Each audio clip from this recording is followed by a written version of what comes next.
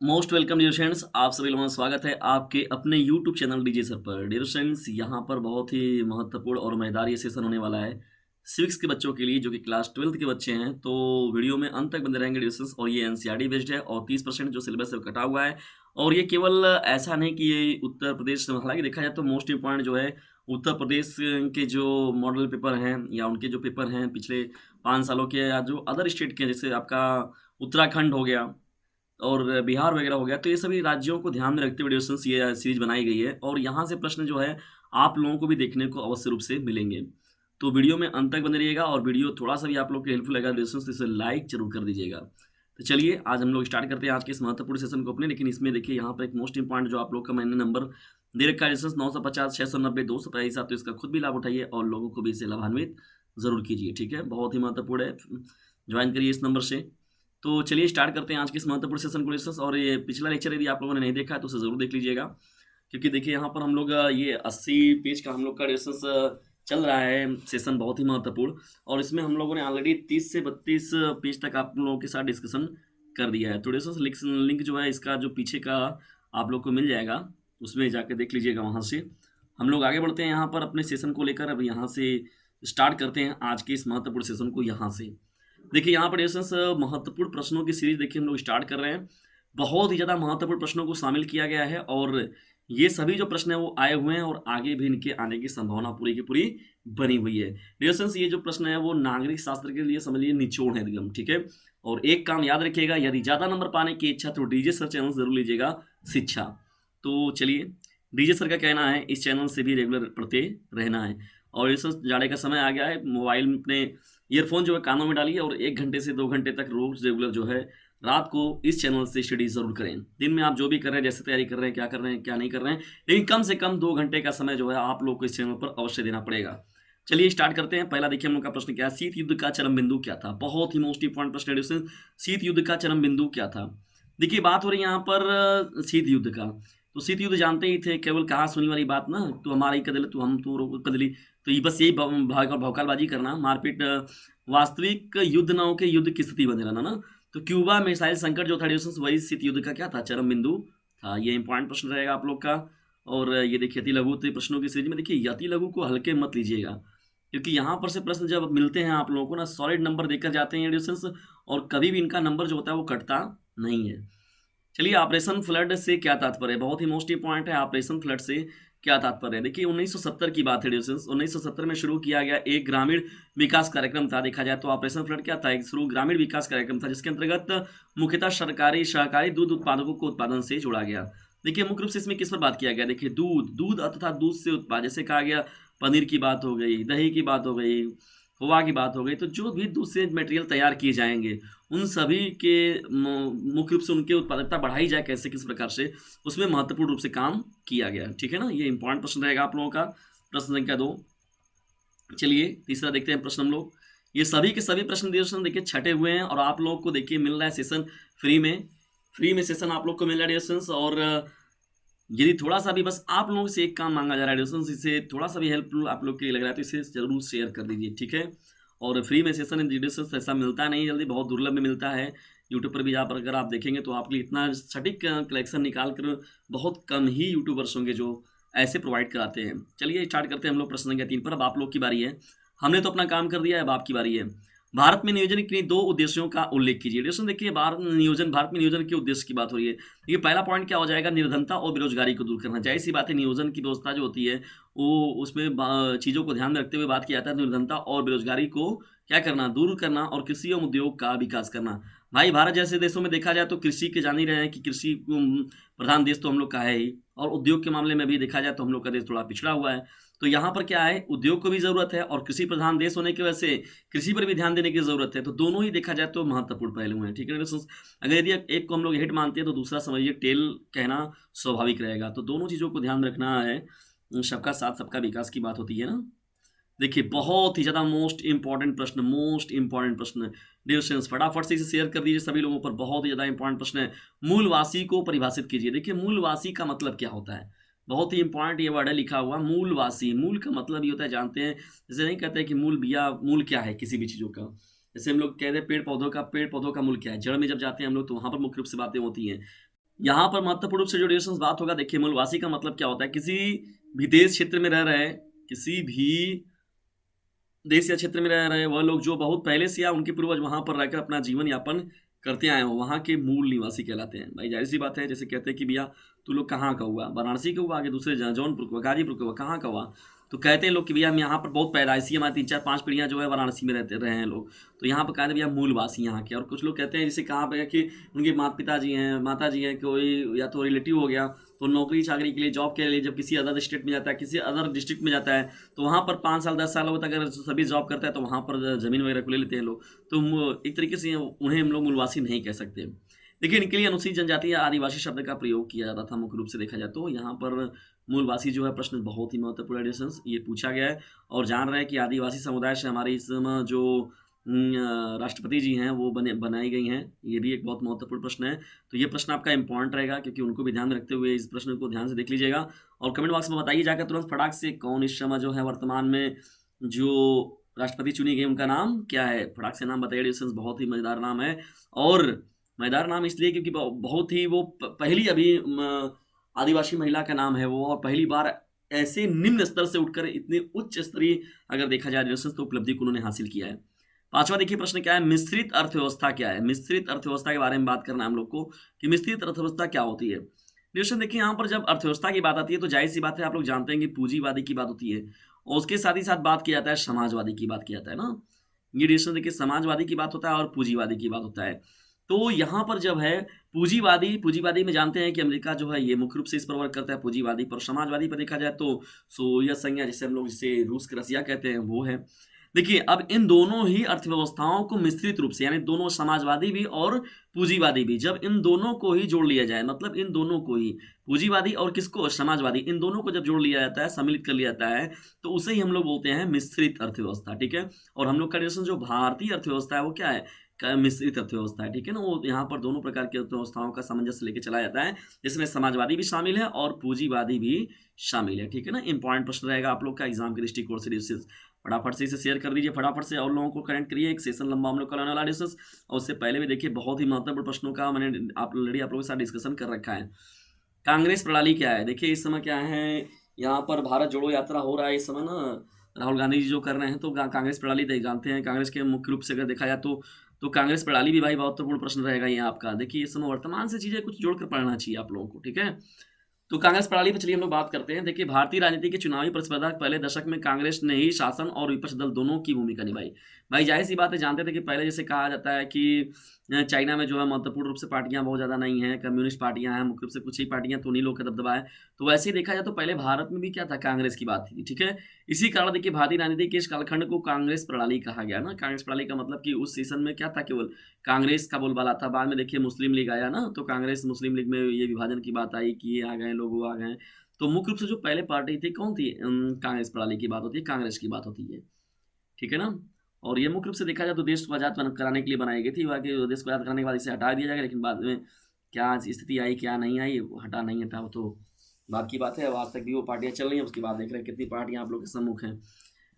Regulations यहाँ पर अति लघु उत्तरीय प्रश्नों में यहाँ पर देख लीजिए, नाटो की स्थापना, ब्रिटिश इंडिया के विभाजन की बात हो रही है, शीत युद्ध का सबसे बड़ा प्रतीक, योजना आयोग की स्थापना, ये आसियान का देखिए पंचशील की आसियान विजन 2022 की मुख्य बात है, पंचशील की घोषणा, सार्क संगठन की स्थापना, माओवादी अथवा नक्सलवादी साहब क्या समझते इस पर बात तो किया गया।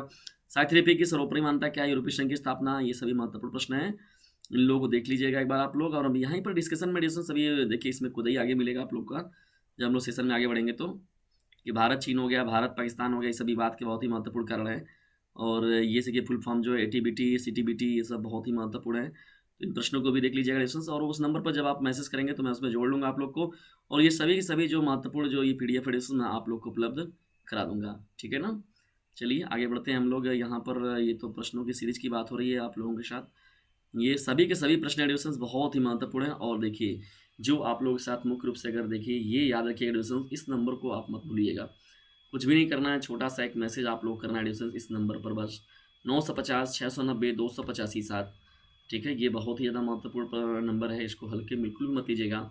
और जो भी डीजे चैनल से पढ़े हैं पिछले सत्र के बच्चे, तो उनसे भी आप पता करेंगे तो खुद ही पता चलेगा आप लोगों को इस चैनल के इस नंबर के बारे में। ठीक है, चलिए आइए स्टार्ट करते हैं हम लोग अपने से अपने महत्वपूर्ण प्रश्नों की सीरीज में देखिए हम लोग यहाँ बढ़ते हैं अब डिस्कस अपने अगले सेशन की ओर। देखिए हम लोग का ये सेशन यहाँ से स्टार्ट होता है। चलिए स्टार्ट करते हैं। प्रश्नों की संख्या को मत देखिए डिस्कस, इतने ज़्यादा मैं प्रश्नों का आपको तैयार करा दूंगा, आप तैयारी करा दूंगा कि आप लोग के दिमाग से एकदम डर निकल जाएगा कि वास्तव में क्या होता है, पेपर क्या होता है, बोर्ड क्या होता है, प्री बोर्ड क्या होता है, अर्धवार्षिक क्या होता है, सब आप लोग के दिमाग से एकदम उड़नछू हो जाएगा।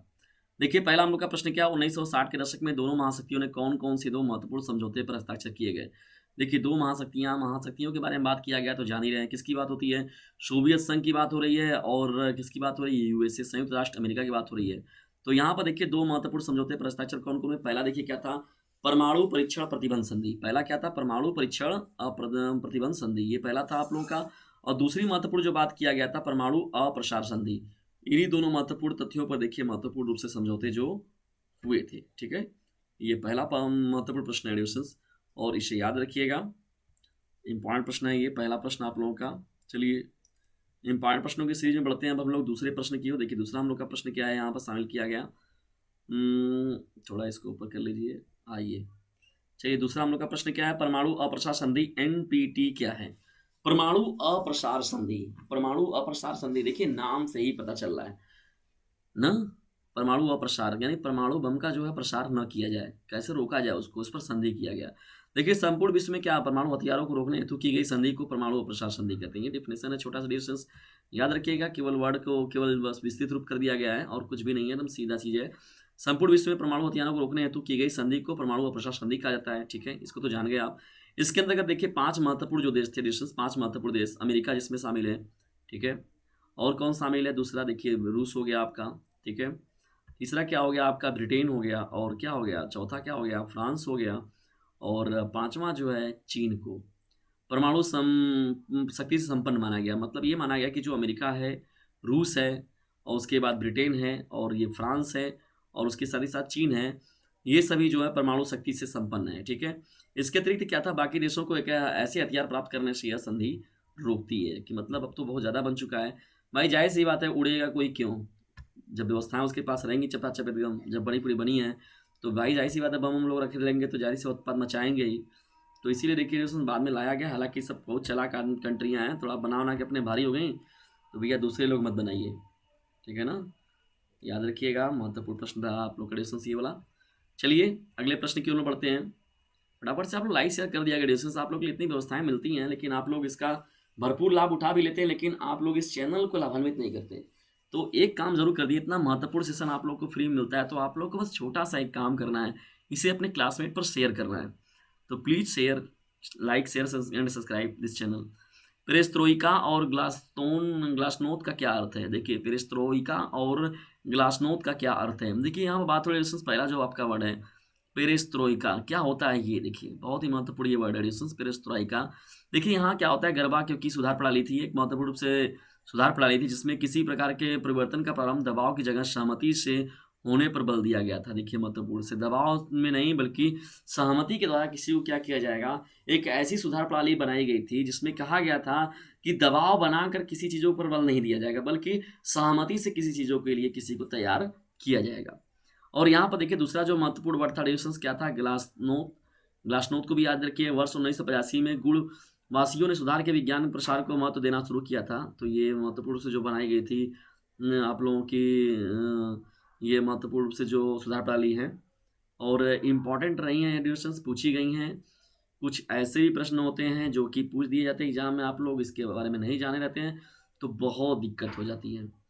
चलिए अब बढ़ते हैं हम लोग मोस्ट इंपॉर्टेंट प्रश्नों की सीरीज में। अब चौथे मोस्ट इंपॉर्टेंट प्रश्न की ओर। चौथा देखिए महत्वपूर्ण बहुत ही प्रश्न है, प्रथम दुनिया किसे कहा जाता है। बहुत ही मोस्ट इंपॉर्टेंट प्रश्न है, प्रथम दुनिया किसे कहा जाता है, बहुत ही ज़्यादा इंपॉर्टेंट है। देखिए प्रथम दुनिया के बारे में पूछता है और द्वितीय दुनिया किसे कहते हैं इसके बारे में पूछता है।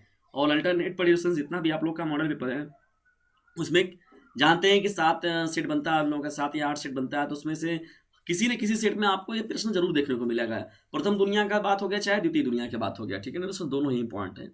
देखिए यहाँ पर बात हो रही है हम लोग की क्या, प्रथम दुनिया ऐसे देशों को कहा जाता है जिसने स्वयं को विकसित कर लिया है, जहाँ अर्थव्यवस्था पूंजीवादी व औद्योगिकरण पर निर्भर है। देखिए पूंजीवादी और औद्योगिकरण, तो पूंजीवादी को तो समझी गए आप लोग, क्या हो रहा है, यूएसए की बात तुरंत होगी। औद्योगिकरण इसका नेतृत्व करता देश जो है, देखिए यहाँ बात भी किया गया अमेरिका का ना, USA, United state of America. तो तो महत्वपूर्ण रूप से डिस्कशन को जो कहा गया, प्रथम दुनिया का देश कहा गया, ठीक है ना। क्या कहा गया? प्रथम दुनिया का देश कहा गया ना। इसमें ये महत्वपूर्ण रूप से शामिल कंट्रियां हैं, और ये याद रखिएगा, बहुत ही ज़्यादा ये इंपॉर्टेंट प्रश्न है आप लोगों का। प्रथम दुनिया किसे कहते हैं? अति लघु में पूछा हुआ प्रश्न है कई बार, और सेशन पूरा इंपॉर्टेंट डिस्कशन बिना स्किप किए हुए वीडियो में अभी और भी बने रहिएगा। 30-35 minute, 20 minute, 25 minute, 30 minute, 40 minute कोई मायने नहीं रखता है। लेकिन अगर यहाँ से आप लोगों का समझ लीजिए 5 से 10 नंबर का भी फायदा हो जाता है डिस्टेंस, अगर 2 नंबर 4 नंबर का भी फायदा हो जाता है, तो समझिए बहुत बड़ी बात है। और निश्चित तौर पर डिस्टेंस प्रश्न ऐसे शामिल किए गए हैं कि आपको लाभान्वित करेंगे ही करेंगे। समझ लीजिए पूरा का पूरा एकदम दूध जो बनाया गया उसमें का पूरा रबड़ी मलाई आप लोग को उठा के दे दिया जा रहा है। चलिए 5वें प्रश्न की ओर बढ़ते हैं। आसियान समुदाय के मुख्य अंग कौन कौन से हैं? आसियान समुदाय के मुख्य अंग कौन कौन से हैं? चलिए देखिए, बात करते हैं हम डिस्टेंस। यहाँ पर देखिए आसियान समुदाय की बात हो रही है, तो पहला देखिए महत्वपूर्ण बात क्या है यहाँ पर, आसियान आसियान सुरक्षा समुदाय। आसियान सुरक्षा समुदाय, बी जो है आसियान जो है आर्थिक समुदाय, और सी जो दिया गया आसियान सामाजिक सांस्कृतिक समुदाय। देखिए मुख्य अंग से रूप में बात की जाए कि सुरक्षा समुदाय का मतलब कि आसियान जो सम्मिलित देश रहेंगे उनको सुरक्षा कैसे दिया जाए, या कैसे कोई अगर कोई एक दूसरे समस्या में पड़ते हैं तो उनको कैसे सुरक्षा दिया जाए, कैसे उनको लाभ पहुंचाया जाए, इसके बारे में। और कहा जाए किसी की अर्थव्यवस्था अगर खराब भी रहती है तो उनको आर्थिक रूप से कैसे मदद किया जाए, ये आसियान के देखिए उद्देश्य में शामिल किया गया, मतलब अंगों के रूप में। और एक जाहिर सी बात है, जब इतनी व्यवस्थाएं होंगी तो एक जगह का दूसरे जगह का जो सामाजिक और सांस्कृतिक क्या होगा, वो भी आदान प्रदान होगा ही, स्वाभाविक है। तो ये चीज़ें जो हैं आसियान के समुदाय के मुख्य अंगों में गिनी जाती हैं, ठीक है ना। ये इंपॉर्टेंट प्रश्न है आप लोग का डिस्कशन, इसको देख लीजिएगा, बहुत ही ज़्यादा इंपॉर्टेंट प्रश्न है ये। देखिए बहुत गजब का प्रश्न है, गजब का प्रश्न इसलिए डिस्कशन क्योंकि ये हर बार आने वाला प्रश्न है। हर बार आप जाकर देखेंगे, अगर आंसर मिलता है आपको तो पिछले 5 साल के पेपर उठाएंगे, 7 सेट 8 सेट देखेंगे तो हर सेट में किसी न किसी सेट में ये जो होगा हर साल आया हुआ प्रश्न है, ठीक है। और अगर आगे भी भविष्य में आप लोगों को काम देगा कई तैयारी वगैरह में। आसियान के देखिए 10 सदस्य देशों के नाम बताइए डिस्टेंस, बहुत ही महत्वपूर्ण प्रश्न है। एशियान के 10 सदस्य देश कौन कौन हैं? देखिए महत्वपूर्ण देश हैं डिस्टेंस, याद रखिएगा। इंडोनेशिया हो गया पहला आप लोगों का, दूसरा क्या हो गया मलेशिया हो गया, तीसरा क्या है आप लोग का फिलीपींस हो गया, चौथा जो इसमें शामिल किया गया जो कंट्री आसियान में वो सिंगापुर हो गया, पांचवा जो है वो क्या है थाईलैंड हो गया, छठवां जो है ब्रुनेई दारुसलाम हो गया, सातवां जो हो गया वियतनाम हो गया, और आठवां जो है लाओस हो गया, नौवां जो इसमें देश है शामिल वो म्यांमार हो गया, और 10वां जो देश है वो कम्बोडिया हो गया। याद रखिएगा महत्वपूर्ण है, Indonesia, Malaysia, Philippines, Singapore, Thailand, Brunei Darussalam, Vietnam, Laos, Myanmar, Cambodia. तो ये हैं आसियान के 10 देश, सदस्य देश। और इन 10 देशों का डिस्टेंस आप राजधानी भी याद कर लीजिएगा, देख लीजिएगा, किसी न किसी का घुमा फिरा के पूछ देता है, ठीक ना, ये क्योंकि सिलेबस में है आपके। और पूछ देगा कभी अचानक आपसे, तो फिर आप परेशान हो जाएंगे कि ये कंट्री कौन है, जबकि देखिए सीधा सीधा है आसियान के सदस्य देश है, तो इसलिए इनका पूछ सकता है, ये इंपॉर्टेंट है आप लोग का।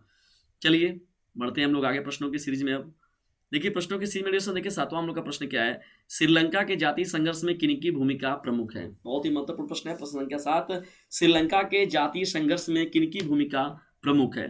देखिए यहाँ बात हो रही है श्रीलंका के जातीय संघर्ष में, तो भारतीय मूल के तमिल जो हैं जो जाके श्रीलंका में देख, अच्छा 10 का जो चैप्टर है डिस्टेंस उसको भी पढ़ेंगे ना, तो जो उसमें देखिए सत्ता की साझेदारी वाला जो चैप्टर है उसमें भी इसके बारे में जिक्र किया गया था वहां पर ना, श्रीलंका में सत्ता की साझेदारी जो था उसमें बेल्जियम भी था। तो देखिए श्रीलंका में जो था तो वहां पर कहा गया ना भारतीय मूल के जो तमिल लोग थे मुख्य भूमिका निभाई, इन्होंने क्या किया, लिट्टे नामक संगठन की स्थापना की। किस नाम की? लिट्टे। देखिए ये भी पूछ देता है कभी कभी एक नंबर में ना, कौन सा संगठन था? लिट्टे नामक स्थापना की, जो हिंसात्मक आंदोलन के लिए सदैव तैयार रहते हैं। इसके परिणाम स्वरूप श्रीलंका में क्या हुआ, जातीय संघर्ष जो था वो बढ़ गया। सिंघली और तमिलों के रूप में महत्वपूर्ण रूप से देश देखिए होता है संघर्ष जो श्रीलंका में होता है, सिंघली और तमिलों के रूप में ना, सिंघली और तमिल जो समुदाय हैं इन मुख्य रूप में दोनों के बीच में संघर्ष ये बात देखने को मिलती है। देखिए यहाँ पर दक्षिण के बारे में पूछा गया प्रश्न है, ये पूछा गया प्रश्न है, आया हुआ प्रश्न है, कितनी बार आया हुआ है। 8वां प्रश्न जो है आप लोगों का, 8वां प्रश्न नहीं है, प्रश्न तो बहुत संख्या आगे बढ़ चुकी है। सीरीज है हम लोगों का, दक्षिण सार्क के 2 सदस्य देशों के तथा उनकी राजधानियों के नाम लिखिए। देखिए यहाँ पर क्या हो रहा है, बांग्लादेश ढाका की बात हो रही है, बांग्लादेश की राजधानी कहाँ है? ढाका है, और नेपाल की राजधानी क्या है? काठमांडू है। तो ये दक्षिण के 2 महत्वपूर्ण देश हो गए, उनकी राजधानियां हो गई। इसीलिए मैंने आप लोग को बताया था ना कि आसियान का देखिए देशों को याद रखिएगा, उसके साथ ही साथ उनकी राजधानियों को भी देख लीजिएगा। देखिए पूछा है ना यहाँ पर, वैसे ही अगर उसमें पूछ दिया तब कि आसियान के 2 देशों के नाम बताइए, उनकी राजधानियां बताइए, तो बिल्कुल एकदम हर तरह से तैयार करके जाइए डिस्टेंस, ताकि कोई दिक्कत ना हो, परेशानी ना हो, और बोर्ड एग्जाम से में टावर बनने से आपको कोई रोक ना सके, ठीक है ना। और अब की बार बोर्ड पर वार और इसकी सार्थकता को भी तभी सिद्ध होगी जब आप लोग जमकर मेहनत करेंगे, ठीक है ना, जमकर लगे रहिए एकदम। जमकर पढ़िए सभी लोग और अपने माता-पिता का नाम रोशन करिए, साथ ही साथ अपने विद्यालय के शिक्षकों का नाम रोशन करिए और उसी के साथ-साथ जो थोड़ा-सा इस चैनल जो है एडिशंस जिस पर आप लोग स्टडी करते हैं डीजे सर चैनल, तो थोड़ा-सा इस चैनल का भी नाम आप लोगों की वजह से हो जाएगा, तो ये बहुत ही अच्छी बात होगी। तो उसमें आप ही लोगों को एडिशन से ज़ाहिर-सी बात है, आप ही लोगों की वजह से ऐसा पॉसिबल हो पाएगा। चलिए 9वें प्रश्न की ओर बढ़ते हैं, संयुक्त राष्ट्र संघ की स्थापना कब हुई थी? बहुत ही महत्वपूर्ण प्रश्न है। संयुक्त राष्ट्र संघ की बात हो रही है एडिशन देखिए, संयुक्त राष्ट्र संघ बहुत ही मोस्ट इंपॉर्टेंट प्रश्न है। देखिए संयुक्त राष्ट्र संघ ऐसा है, इस पर इसीलिए मैंने संयुक्त राष्ट्र संघ पर पूरा डिटेल में ऑलरेडी बात कर रखा है। संयुक्त राष्ट्र संघ को मैंने पूरा अच्छे से पढ़ा रखा है और वो भी विस्तृत के रूप में मैंने पढ़ाया है ना, और ये प्रश्न पूछता भी है इस पर अक्सर। देखिए संयुक्त राष्ट्र संघ ने औपचारिक रूप से क्या किया, 24 अक्टूबर 1945 को अस्तित्व में आया और 51 देशों ने संयुक्त राष्ट्र संघ के घोषणा पत्र पर क्या किया, हस्ताक्षर किए। देखिए ये डेट याद रखिएगा, बहुविकल्पी में भी कितनी बार पूछा गया है, 24 अक्टूबर 1945 को ना ये अस्तित्व में मुख्य रूप से आया था। देखिए इसमें जो पहली बार हुआ था तो क्या हुआ था, 51 देशों ने लगभग इस पर 51 देशों ने हस्ताक्षर किए थे। अब तो इसकी संख्या बहुत ज़्यादा बढ़ गई है, लगभग 195-99 के करीब देश जो हैं इस पर संयुक्त राष्ट्र संघ की स्थापना मतलब इसमें सदस्यता में मतलब सब साइन वगैरह कर चुके हैं लोग। तो इम्पॉर्टेंट एडिशंस याद रखिएगा, बहुत ही ज़्यादा इंपॉर्टेंट प्रश्न है ये सब। प्रश्नों की सीरीज जो है वो एक से बढ़कर एक आप लोग को इसीलिए प्रस्तुत कराई जाती है ताकि आप लोग का एग्जाम एडिशंस बेहतर तरीके से एकदम हो और आप लोग अपने लिए एक बेहतर भविष्य का निर्माण कर सकें। देखिए यहाँ पर जो एडिशंस ये प्रश्न में थोड़ा सा एक पहले तो इसको आप 47 कर लीजिएगा, ठीक है, ये 47 रहेगा आप लोगों का। और ये जो है यहाँ पर ये इसको 5 को हटा दीजिए। वर्ष 1947 में भारत के विभाजन के पीछे कौन सा सिद्धांत था? देखिए एडिशंस यहाँ पर मैंने उत्तर में तो सही लिखाया गया है, कोई बात नहीं, कभी कभी हो जाता है टाइपिंग वगैरह में या एडिटिंग वगैरह में थोड़ा सा लिखने पड़ते हैं, कोई बात नहीं। चलिए वर्ष 1947 में भारत के विभाजन के पीछे कौन सा सिद्धांत था? वर्ष 1947 में भारत के विभाजन के पीछे देखिए द्विराष्ट्र सिद्धांत। देखिए द्विराष्ट्र सिद्धांत ये बहुत ही महत्वपूर्ण है, द्विराष्ट्र का सिद्धांत था महत्वपूर्ण रूप से, और इस सिद्धांत के आधार पर मुस्लिम लीग ने मुसलमानों के लिए एक अलग देश पाकिस्तान की मांग की थी। मुस्लिम लीग के बारे में ना मैंने पहले ही आप लोग को बताया था कि कांग्रेस पार्टी के बाद जो दूसरी पार्टी उभर कर आई वो कौन आई थी, मुस्लिम लीग ही थी ना, ठीक है ना। और यहाँ पर तब उन लोगों ने क्या क्या डिमांड किया था, पाकिस्तान का। ठीक, इंपॉर्टेंट प्रश्न रहेगा आप लोगों का। चलिए दूसरे प्रश्न की ओर बढ़ते हैं हम लोग। दूसरा प्रश्न है, ये प्रश्न तो हम लोग का बहुत संख्या आगे बढ़ चुका है, मैंने पहले ही बताया, लेकिन प्रश्नों को याद रखिएगा, सब अलग अलग तरह के प्रश्न एडिशंस और पूछे गए प्रश्न उनके पूछे जाने की संभावना जो है वो पूरी की पूरी बनी हुई है। तो चलिए बढ़ते हैं हम लोग दूसरे प्रश्न की ओर। विलय के प्रश्न पर कांग्रेस ने क्या रुख अपनाया? देखिए वो कांग्रेस ने क्या अपना रुख अपनाया था। देखिए 1947 की बात हो रही है, भारत के विभाजन के पीछे द्विराष्ट्र सिद्धांत था, ये तो जान ही रहे हैं। इस सिद्धांत के आधार पर मुस्लिम जो देश थे वो अलग देश की पाकिस्तान के, तो प्रश्न जो है आप लोगों का हो चुका है ना, ये तो पिछला वाला प्रश्न आपका हो जाएगा। प्रश्न तो नया है लेकिन इसका उत्तर आइए हम लोग देखते हैं, नीचे होगा। हाँ यहाँ पर देखिए, यहाँ पर रुख अपनाया था एडिशंस जानते हैं, इसमें बहुत बड़ा राय कांग्रेस ने अपनाया था, तो उस कांग्रेस बाद में नहीं भी तैयार थी कि नहीं बंटवारा उटवारा नहीं हो, लेकिन देखा गया दोनों पार्टियों का जब जीत अलग तरीके से तो बाद में सहमति तैयार ही हो गई थी। चलिए बढ़ते हैं तीसरे प्रश्न की ओर। महात्मा गांधी का हत्यारा कौन था? आगे वो प्रश्न मिलेगा एडिशंस आप लोगों को।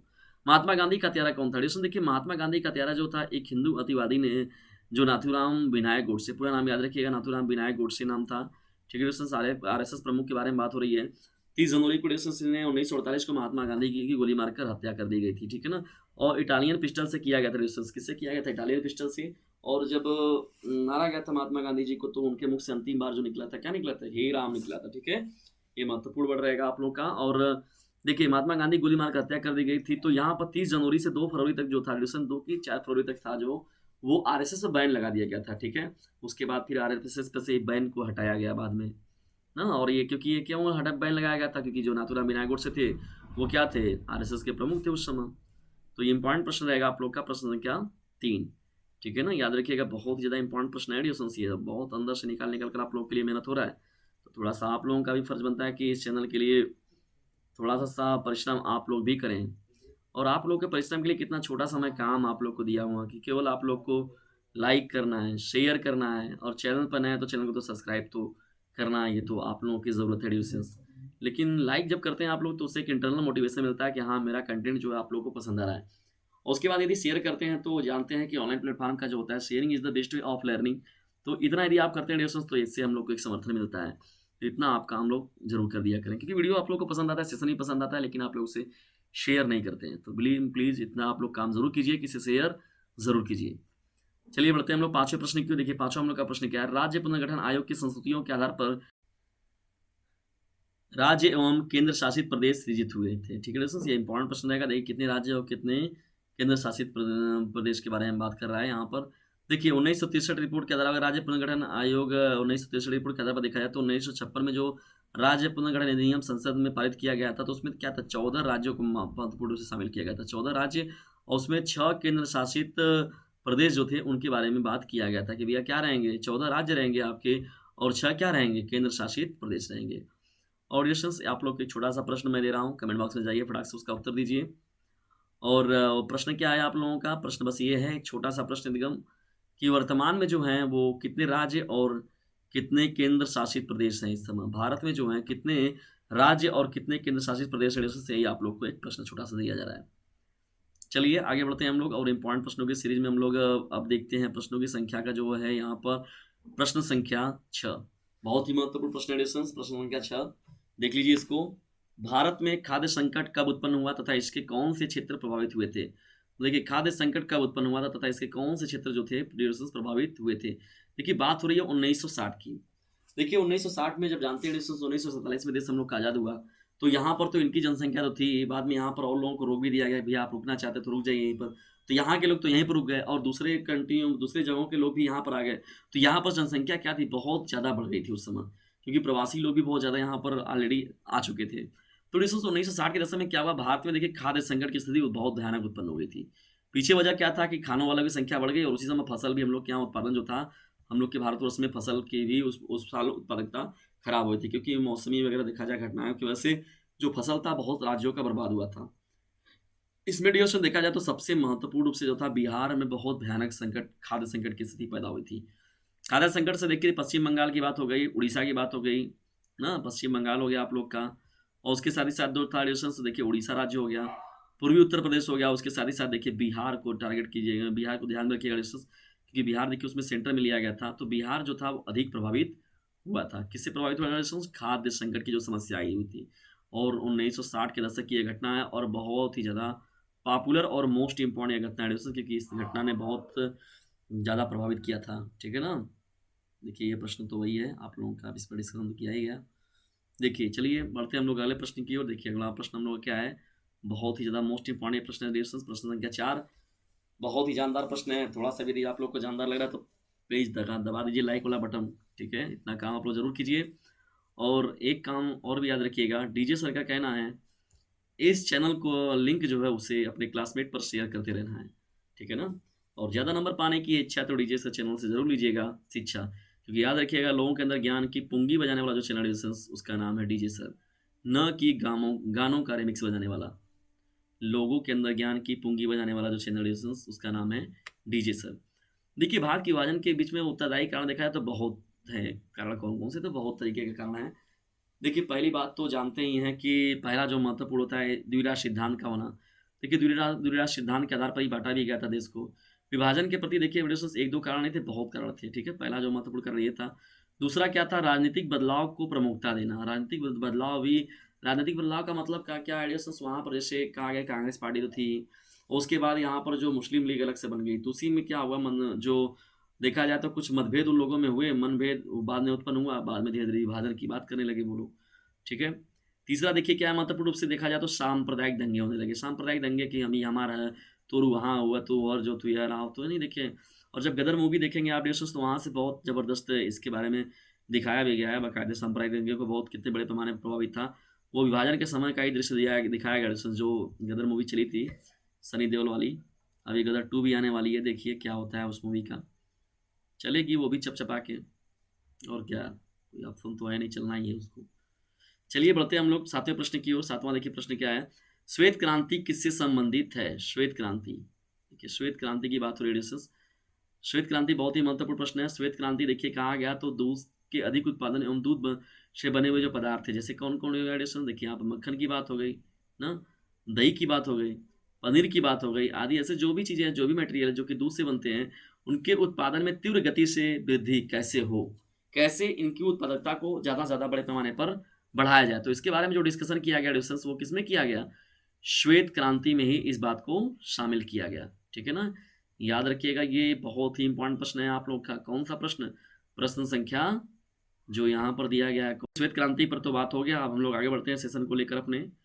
और सेशन लंबा होता है ड्यूरेशन, उससे कोई बात नहीं। अगर आप लोग का छूट जाता है या लंबा लगने लगता है आप लोगों को, तो उसे ब्रेक कर लिया करें, ठीक है।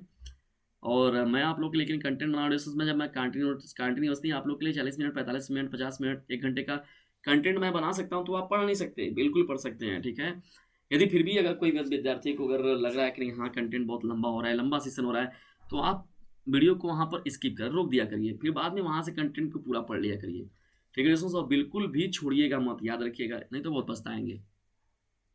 क्योंकि आधे घंटे 1 घंटे कोई मतलब नहीं होता है, और लेकिन यहाँ से लाभ जो आप लोग को मिलने वाला है वो बहुत भयानक है, इसका अंदाजा आप लोगों को भी नहीं है।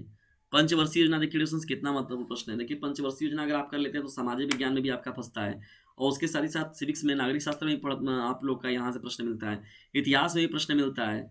तो मतलब ये बहुत पॉपुलर क्वेश्चन है पंचवर्षीय योजना, तो सभी जगह आप लोग को इसका लाभ मिलने वाला है। तो इसीलिए सबके लिए इंपॉर्टेंट प्रश्न है, तो ये प्रश्न छोड़ने लायक है ही नहीं।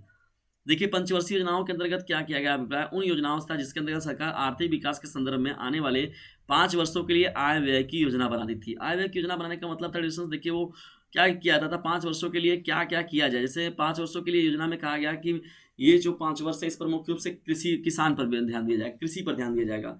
फिर अगले 5 वर्ष में जो बात होती है जैसे कहा गया इसमें उद्योग पर ध्यान दिया जाएगा। उसके बाद क्या आ गया कि इसमें कौशल हो गया, किसी के बारे में, किसी को क्वालिटी की बात हो गई, इंजीनियरिंग की बात हो गई, उस पर ध्यान दे रहे। तो ऐसे ऐसे क्या करते थे, 5-5 सालों का लोग बांटते थे। तो पंचवर्षीय योजना नाम से ही पता चला है, पंचवर्षीय 5 वर्षों के लिए बनाई गई योजना। तो जिस योजना बनाई जाती थी तो उसके लिए आय व्यय की योजना भी बनाते आ रहे भाई। सबसे महत्वपूर्ण रूप से यही है, जैसे कहा जाता नहीं कि आप लोग देखते हैं हर साल बजट जो आता है कि इतना करोड़ रुपए का बजट किया गया, इनको राहत मिली, उनको राहत मिला।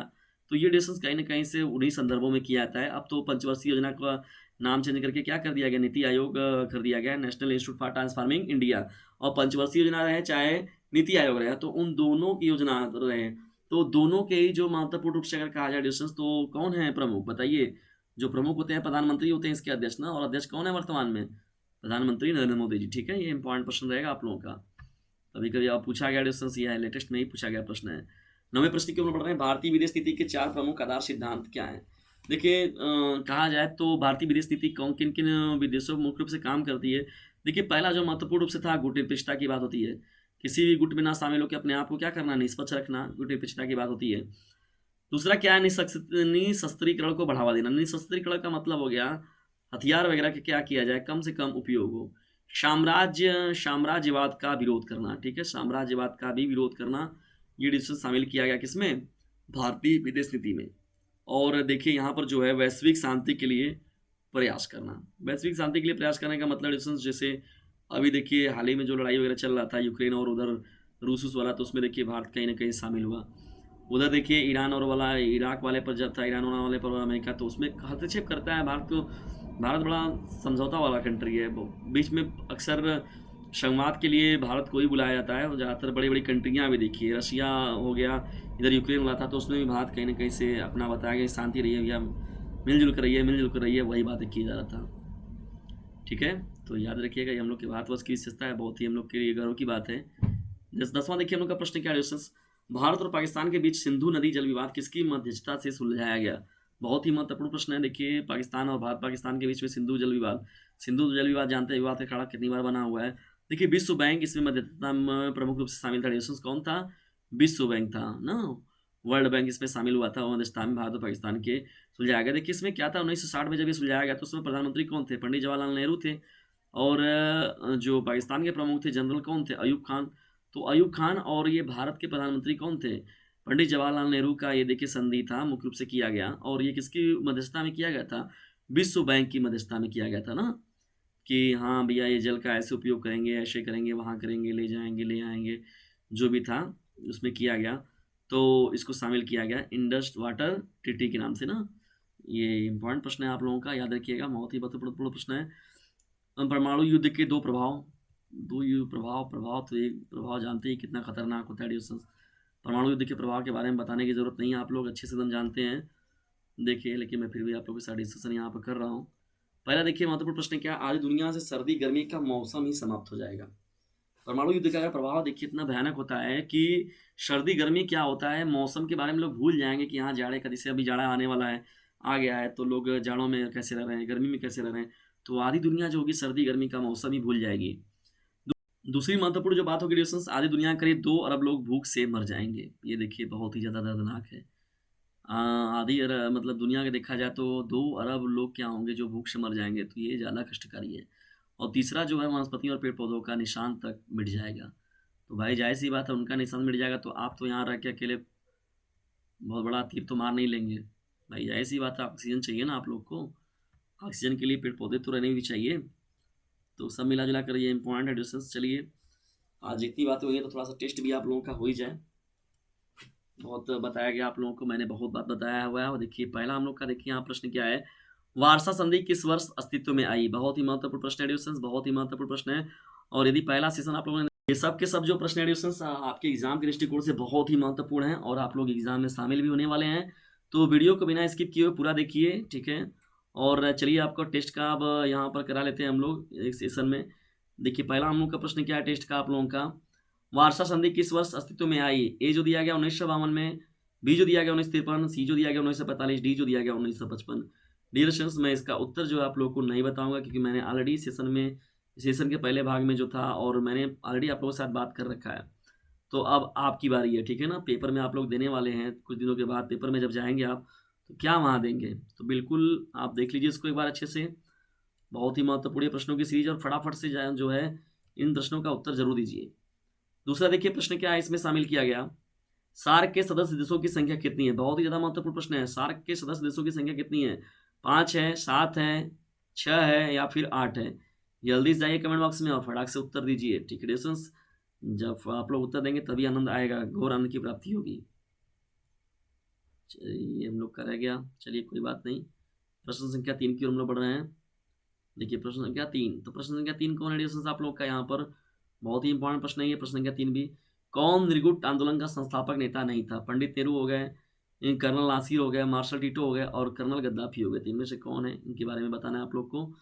जाइए फटाक से उत्तर दीजिए जल्दी से कमेंट बॉक्स में। और ये भी प्रश्न छोड़िएगा मत, छोड़ दिए तो आप पछताएंगे, समझ लीजिए। और सेशन को छोड़िएगा भी नहीं, सेशन को पूरा देखिए। देखिए चौथा आप लोग का प्रश्न क्या है, अंतर्राष्ट्रीय राजनीति में शीत युद्ध का प्रारंभ कब हुआ। शीत युद्ध का प्रारंभ के बारे में बात कर रहे हैं डिस्टेंस यहाँ पर। जो पहला है प्रथम विश्व युद्ध के बाद, बी जो दिया गया संयुक्त राष्ट्र संघ की स्थापना से पहले, द्वितीय विश्व युद्ध के बाद, और डी जो दिया गया उपयुक्त में से कोई नहीं। तो फटाक से इसका जो राइट आंसर है उसका उत्तर दीजिए। ये आपका प्रश्न संख्या कौन हो जाएगा, 4 हो जाएगा। बढ़ते हम लोग अब 5वें प्रश्न की ओर। देखिए 5वां हम लोग का प्रश्न क्या है, निम्न में से कौन सा एक हमारा पड़ोसी देश है। बांग्लादेश, चीन, म्यांमार, उपयुक्त सभी। बहुत ही सरल प्रश्न है, बहुत ही सिंपल प्रश्न है, फटाक से उत्तर दीजिए। गुट निरपेक्ष आंदोलन का पहला सम्मेलन किस वर्ष हुआ था, 1960, 61, 62, 63। मुख्य रूप से उन्हीं प्रश्नों को शामिल किया गया जो मोस्ट इंपॉर्टेंट प्रश्न है पूछे गए हैं। भारत और पाकिस्तान के बीच में शिमला समझौता कब हुआ था, 3 जुलाई 1972, 4 जुलाई 1972, 5 जुलाई 1972, 6 जुलाई 1972। तो डिस्टेंस ये भी प्रश्न बहुत ज्यादा महत्वपूर्ण प्रश्न है। देखिए ये प्रश्न भी आया हुआ था 2022 में ही आया हुआ था डिस्टेंस, प्रश्न अभी हाल ही में का। बहुजन समाज पार्टी के संस्थापक कौन थे, कांसीराम, मायावती, बी आर अम्बेडकर, इनमें से कोई नहीं। बहुत ही महत्वपूर्ण प्रश्न है। देखिए मैंने 2022 में ही इस प्रश्न को डिस्कस कराया था पूरा पूरा, और मैक्सिमम प्रश्न जो थे वो बहुविकल्पी रहे, चाहे लघु चाहे दीर्घ कुछ भी रहे, सब सेशन में से ही हम लोग क्या हुआ था, ठीक है ना।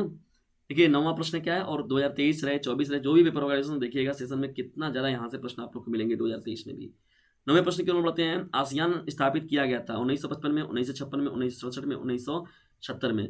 मंडल आयोग की रिपोर्ट किस वर्ष लागू हुई थी, 90 में, 1990, 91, 92 और 93। बहुत ही पॉपुलर प्रश्न है एडिशंस। तो इस तरीके से एडिशंस देखिए यहाँ पर 10 आप लोग के टेस्ट कराए गए। 10 टेस्टों का जो प्रश्न है वो आप लोग कमेंट बॉक्स में उसका उत्तर जरूर दीजिएगा। और एडिशंस देखिए ये पूरा का पूरा एक सेशन था हम लोग का, बहुत ही महत्वपूर्ण सेशन था। और उसमें मैंने ऑलरेडी कुछ महत्वपूर्ण जो प्रश्नों की सीरीज थी उस पर एडिशंस मैंने पहले ही बात कर रखा था, जो कि दूसरे भाग में आप लोग का डिस्क्रिप्शन बॉक्स में जाइए, वहाँ से भी आप लोग को लिंक मिल जाएगा उसका। उसके बारे में डिस्कशन मैंने ऑलरेडी पहले ही आप लोग को क्लास ले रखा है उसका।